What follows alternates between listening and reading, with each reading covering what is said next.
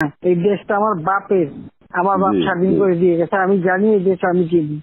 আমি বাংলাদেশের বসে বসে কথা বলার সুদ করে আবার আমার উপদেষ্টা বানাতে গেছে ওর একটা। ও বলছে গ্রামীণ ফোনের সব ইনকাম গ্রামীণ ব্যাংকে যাবে, যে টাকা গ্রামীণ ব্যাংক গরিব মানুষের সাহায্য করবে। আর এই কথা করে আমার কাছে ওই গ্রামীণ ফোনের ব্যবসা দিয়ে ইউজ একটা টাকা পর্যন্ত গ্রামীণ ব্যাংকে দেয় নাই। আমি 400 কোটি টাকা গ্রামীণ ব্যাংকে দিচ্ছি, 400 কোটি টাকা। ওটা তার অন্যান্য প্রতিষ্ঠানে লাগাচ্ছি আর কি। না তখন গ্রামীণ ব্যাংক ফাইলে বক্সে ঢুকাই দিচ্ছে।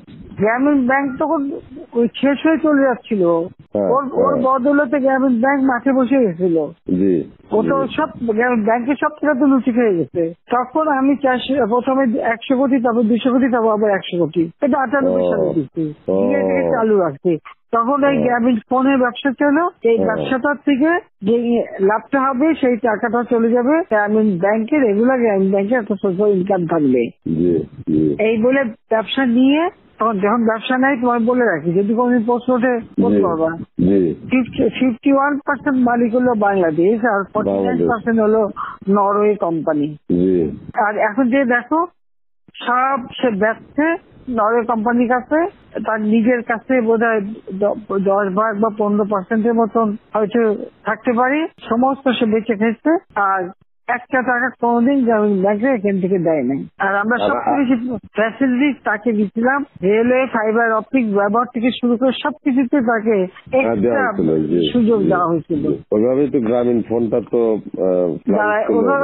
অন্যদের থেকে সে সবচেয়ে বেশি সুবিধা পাইছে। চোর একটা রক্ত চুষে খাইছে সব। আমি বলছি যে রক্ত শোষা, গরিবের রক্ত শোষা। যে 30% তার হিসাব করলে 30% সুদ হইতো। সে যা গ্রামীণ মানুষকে যে লোন দিত তাতে তার যে কম্পাউন্ড ইন্টারেস্ট যদি আপনি ক্যালকুলেশন করেন 40-47% হয়ে যেত, দেখে এমন হয়, তাহলে আর লোকের আর কি থাকবে, ও তো গরিব আরো বেশি করে হয়ে যাবে। হিলারি ক্লিন্টনে, তোমরা তো ইতিহাস জানো না, হিলারি ক্লিন্টনে নিয়ে গেছিল যশোরে, তার হাত দিয়ে গ্রামীণ ব্যাংকে ঋণ দেওয়ালো। এরপর সেই লোকগুলি সাধারণ গরিব লোক, হরিজন গ্রুপ, তারা ওই এলাকায় আর থাকতেই পারে নাই, কারণ ওই ইন্টারেস্ট দিতে তারা ফকির হয়ে নিজের যে বাড়িঘর ভিটা মাটি তাও কেড়ে নিয়ে গেছে। তারপরে তারা ওই এলাকা থেকে হারায় গেছে। দেন আমি খুঁজছি একজনের পাশে খাগড়াছড়ি, সেখানে যে এসে কাজ করে খায়, আর একজন বোধহয় নীলফামারী নদী আসবে কোথায়, যে এরা ওই পরিবার সদস্য ওই এলাকা থেকেই হারায় গেছে।